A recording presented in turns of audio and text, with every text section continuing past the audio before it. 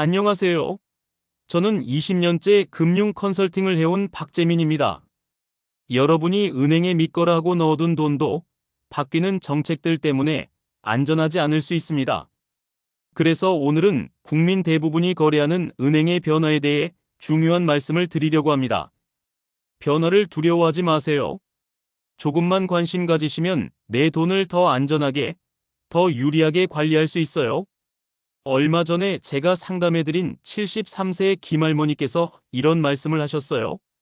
아, 우리 농협 통장만 있으면 되는 줄 알았는데 이것도 알아봐야 하고 저것도 신경 써야 하고 너무 복잡해요. 맞아요. 정말 복잡해졌죠. 하지만 더 무서운 건 모르고 있으면 내 돈이 위험해질 수 있다는 거예요. 실제로 지난달에 만난 한 어르신은 청약 통장에 20년 동안 모아둔 1,500만 원이 예금자 보호를 못 받는다는 사실을 전혀 모르고 계셨거든요. 아니, 은행 통장인데 왜 보호가 안 되는 거예요? 하시면서 정말 당황하시더라고요. 그래서 오늘은 우리 어르신들이 가장 많이 사용하는 농협 통장과 우체국 통장을 중심으로 7월부터 확 달라지는 것들을 마치 옆집 아저씨가 친근하게 설명해 드리는 것처럼 쉽고 재미있게 알려드릴게요. 특히 이런 건 어디서 물어봐야 하나 하셨던 분들, 너무 복잡해서 포기하고 싶다 하셨던 분들을 위해 준비했습니다. 차 한 잔 드시면서 편안하게 들어보세요. 자, 이제 본격적으로 시작해 볼까요? 먼저 가장 중요한 예금자 보호제도 변화부터 말씀드릴게요. 얼마 전에 만난 65세 이할아버지께서 이런 질문을 하셨어요. 나는 국민은행에 8천만 원, 농협에 3천만 원 넣어뒀는데 다 안전한 거 맞지? 지금까지는 각 금융기관당 5천만 원까지만 보호되었거든요. 그러니까 이 할아버지의 경우 국민은행에서는 5천만 원만 보호되고 나머지 3천만 원은 위험했던 거죠. 그럼 내 돈 3천만 원이 날아갈 수도 있다는 얘기예요? 하시면서 깜짝 놀라시더라고요. 하지만 다행히도 9월 1일부터는 1억 원까지 보호받을 수 있게 됩니다. 그런데 여기서 함정이 하나 있어요. 그럼 은행에 1억 원 넣어두면 전부 안전한 거네요. 라고 생각하시는 분들이 많은데 거의 맞지만 아주 조심해야 할 부분이 있습니다. 실제 사례로 설명해 드릴게요. 최근에 상담받으신 박씨 어르신이 어떤 은행에 원금 1억 원을 예치해 두셨어요. 그런데 이자로 200만 원이 발생했다면 예금자 보호는 1억 원까지만 적용되기 때문에 이자 200만 원은 보호받지 못할 수 있어요. 아, 그럼 이자도 계산해서 넣어야 하는구나. 맞습니다. 정확히 말하면 원금과 이자를 합쳐서 1억 원까지만 보호된다고 이해하셔야 해요. 그래서 9,800만 원 정도 넣어두시고 이자가 붙게 하는 것이 안전한 방법이죠. 농협의 경우는 정말 재미있어요. 제가 상담해드린 농촌에 사시는 할머니 사례를 들어보면 할머니는 마을 농협에 5천만 원, 시내 NH농협은행에 5천만 원을 넣어두셨거든요. 이거 다 농협인데 합쳐서 5천만 원만 보호되는 거 아닌가요? 하고 걱정하셨는데 아니에요. 지역농협과 NH농협은행은 별도의 기관으로 각각 보호받을 수 있어요. 그러니까 총 1억 원까지 현재도 보호받고 있는 상황이었던 거죠. 할머니가 얼마나 좋아하셨는지. 그런데 우체국은 정말 특별합니다. 얼마 전에 만난 한 어르신이 우체국에는 5억 원도 넣어도 되나요? 하고 물어보셨는데 네, 됩니다. 우체국 예금보험에 관한 법률에서 국가는 우체국 예금과 우체국 보험 계약에 따른 보험금 등의 지급을 책임진다고 명시되어 있어서 예금 한도에 제한이 전혀 없어요. 2억 원, 3억 원, 심지어 10억 원을 넣어두셔도 정부가 전액 보장해 주는 거예요.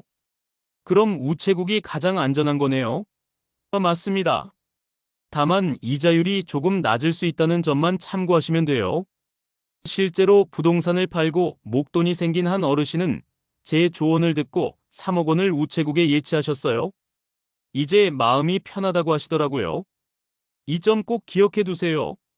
자, 이제 정말 중요한 청약 통장 이야기를 해볼까요?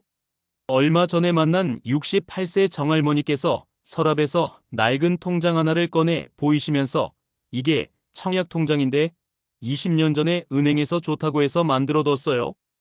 그런데 이게 뭐하는 통장인지도 잘 모르겠고 하시더라고요. 청약 통장에 대해 정말 모르시는 분들이 많아요. 혹시 여러분도 예전에 은행 직원이 가입을 권해서 만들어 놓은 것이 아직 집에 있지 않으세요? 그런데 여기서 정말 중요한 사실을 하나 말씀드릴게요. 청약 통장이라고 해서 모두 다 안전한 것은 아니거든요. 구체적인 예를 들어보겠습니다. 주택 청약저축, 청약예금, 청약부금 이 세 가지는 오래전부터 많은 분들이 가입해 오신 상품들인데요. 놀랍게도 이런 통장들은 예금자 보호를 받지 못합니다. 앞서 말씀드린 정할머니가 바로 이 경우셨어요. 분명히 은행 통장인데 왜 보호가 안 되는 거예요? 제가 사기당한 건가요? 하시면서 정말 당황하시더라고요. 천만에요, 사기가 아니에요. 실제로는 이런 통장들이 일반적인 예금이 아니라 정부에서 운영하는 주택도시기금에 속한 상품이거든요. 쉽게 설명하면 은행에서 판매하기는 하지만 실제로는 은행 자금이 아니라 정부 기금으로 들어가는 돈이라는 뜻입니다. 그럼 위험한 건가요? 정할머니가 걱정스럽게 물어보시더라고요. 반드시 그런 것은 아니에요. 정부 기금이라는 점에서 은행보다 더 안정적이라는 견해도 있거든요. 하지만 내 소중한 자산이 어디에 어떤 방식으로 들어가 있는지, 어떤 법률에 의해 보호받고 있는지는 정확히 파악하고 있어야 만약의 상황에 제대로 대처할 수 있겠죠. 그럼 어떻게 해야 할까요? 바로 전환이라는 절차를 거치셔야 합니다. 정부에서 현재 권장하고 있는 것은 기존에 만들어둔 청약저축, 청약예금, 청약부금을 주택청약종합저축으로 바꾸라는 것입니다. 전환? 그게 뭔가요? 어렵지 않나요? 정할머니가 또 걱정하시더라고요. 전혀 어렵지 않아요. 은행에 가서 청약통장 전환하고 싶어요 하시면 직원이 다 해드려요. 전환하면 뭐가 좋아지냐고요? 첫 번째, 청약 신청이 가능한 주택의 종류가 대폭 늘어납니다. 기존 상품들은 국민주택만 가능하거나 민영주택은 아예 청약 신청 자체가 안 되는 경우도 있었어요. 그런데 주택청약종합저축으로 바꾸면 국민주택은 물론 민영주택까지 모든 종류의 청약이 가능해집니다. 나는 이제 나이가 많아서 집 살 일 없어요 하실 수도 있지만 자녀분이나 손주들에게 물려줄 수도 있잖아요. 선택의 폭이 훨씬 넓어지는 거죠. 두 번째, 그리고 가장 중요한 점은 전환을 해도 그동안 납입한 금액과 가입 기간은 그대로 인정된다는 것입니다. 정할머니가 가장 걱정하셨던 부분이 이거였어요. 지금까지 넣어둔 돈이 다 사라지는 것 아닌가요? 전혀 그렇지 않아요. 20년 동안 매월 2만 원씩 넣으셨다면 그 480만 원과 20년이라는 가입 기간이 모두 그대로 인정됩니다. 청약 순위나 점수에도 전혀 영향을 주지 않아요. 오히려 전환 후에는 앞으로 청약할 수 있는 기회가 더 많아지는 셈이죠. 다만 주의하실 점도 있어요. 청약 종합저축으로 한번 전환하면 다시 예전 상품으로 되돌릴 수는 없습니다. 한번 결정하면 바꿀 수 없다는 뜻이죠.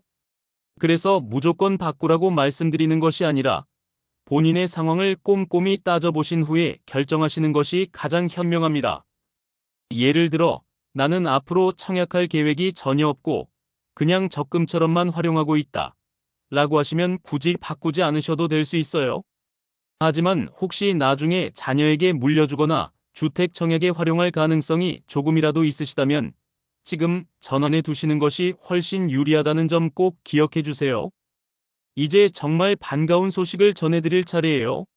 지난주에 제가 강원도 산골 마을에 사시는 82세 김할아버지를 만났는데요. 할아버지가 이런 하소연을 하시더라고요. 요즘은 정말 불편해졌어.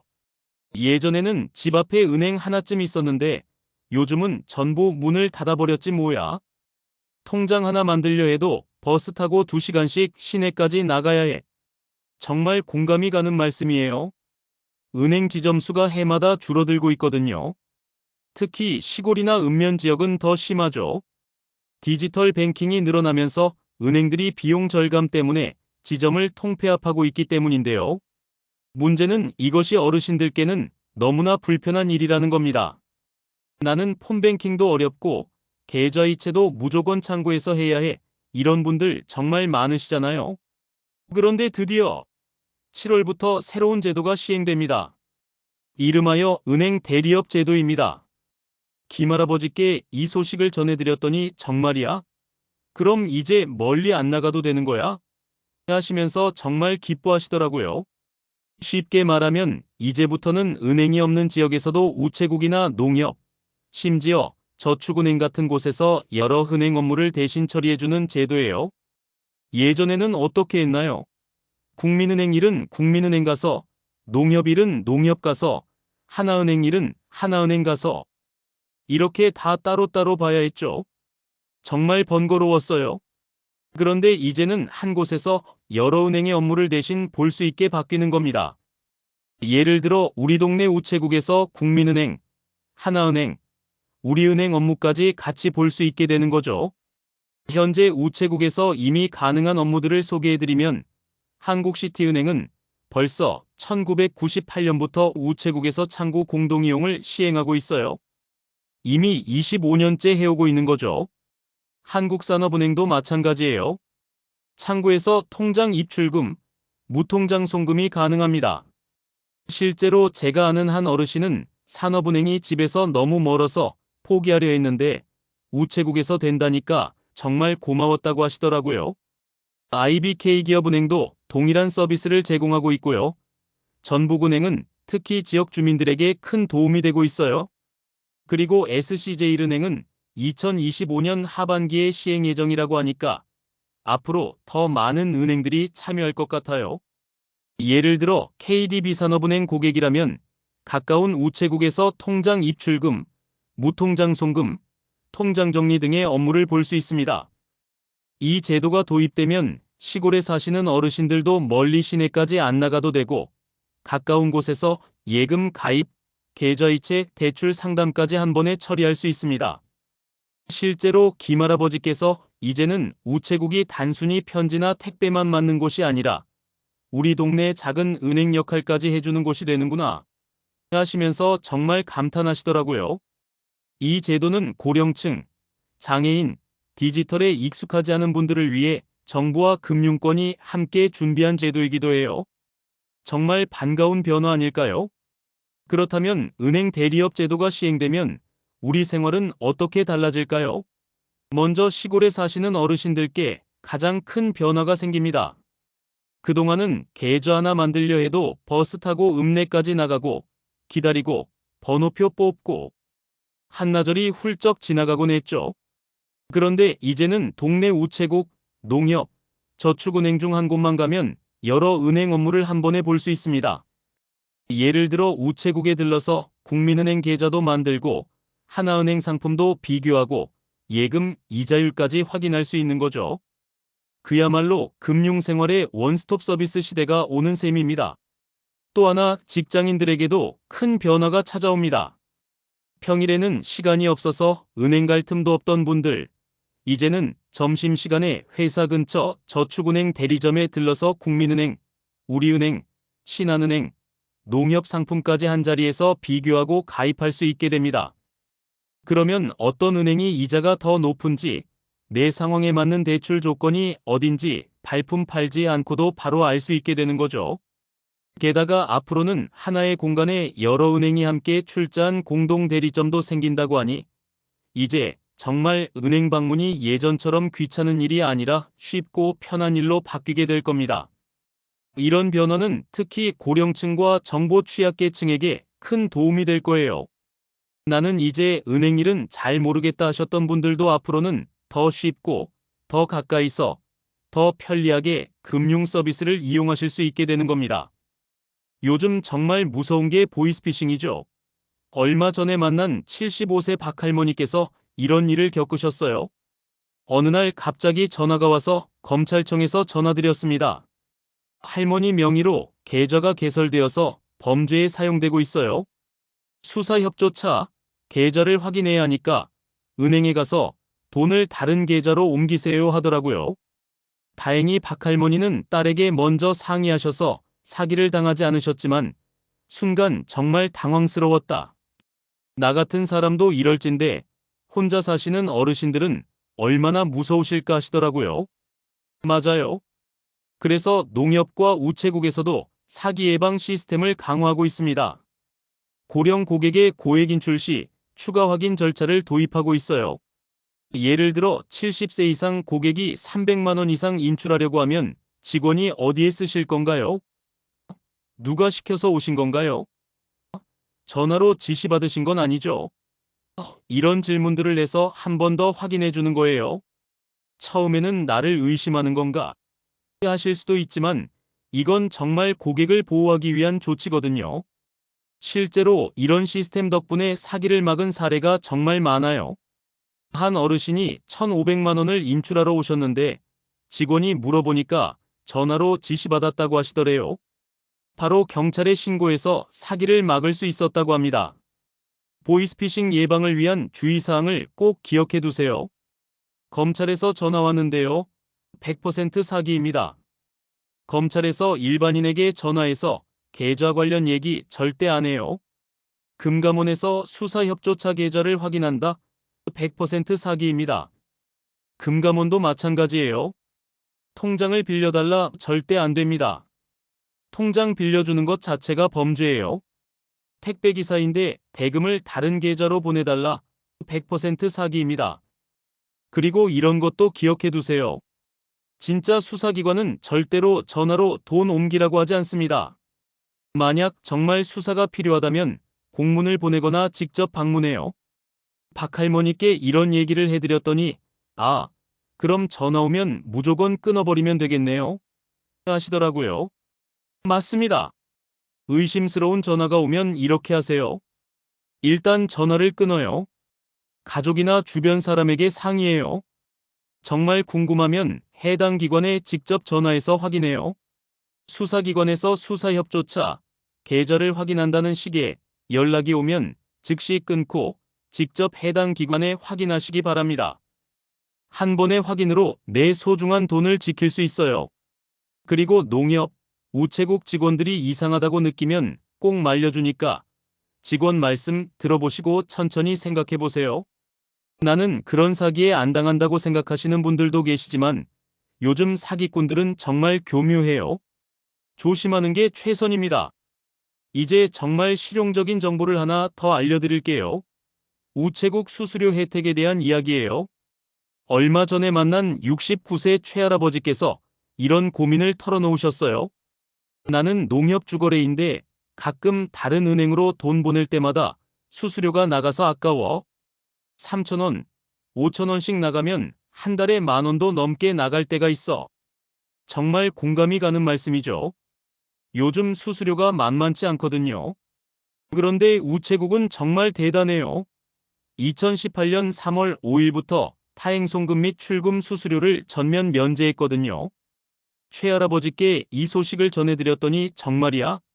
그럼 우체국에서 다른 은행으로 돈 보내도 수수료 안 나간다는 얘기야? 하시면서 깜짝 놀라시더라고요. 맞습니다. 우체국 고객이 우체국 창구나 ATM에서 다른 은행으로 송금할 때 수수료가 없어요. 다른 은행들은 보통 창구 송금 수수료만 해도 3,000원, ATM 이체도 500원, 1,000원씩 받잖아요.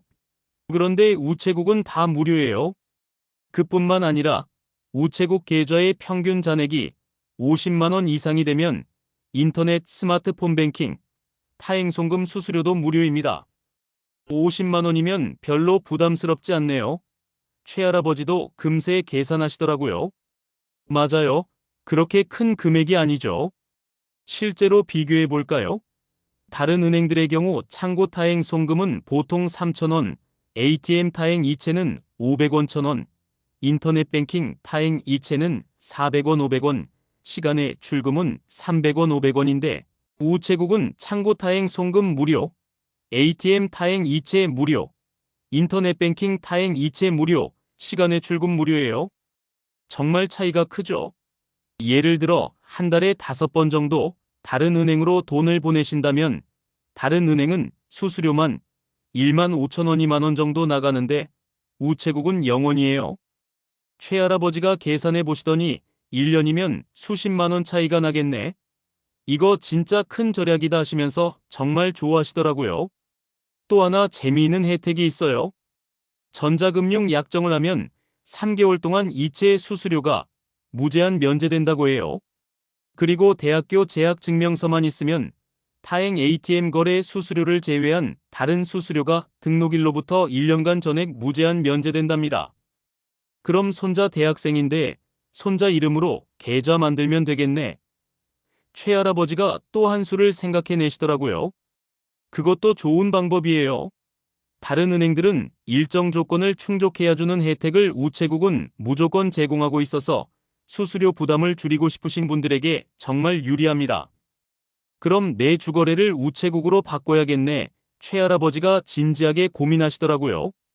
수수료만 봐도 1년에 수십만 원 절약할 수 있으니까 충분히 고려해 볼 만하죠. 자, 이제 정말 마무리를 해볼 시간이네요. 오늘 함께 살펴본 내용들이 조금 복잡하게 느껴지실 수도 있어서 한 번 더 깔끔하게 정리해 드릴게요. 첫째, 청약 통장을 가지고 계신 분들은 주택청약종합저축으로 전환하시는 것을 고려해 보세요. 납입 금액과 기간은 그대로 인정되고 청약 기회도 더 많아져요. 나중에 자녀분들이나 손주들에게도 도움이 될 수 있거든요. 둘째, 예금자 보호 한도가 기존 5천만 원에서 9월 1일부터 1억 원으로 대폭 늘어납니다.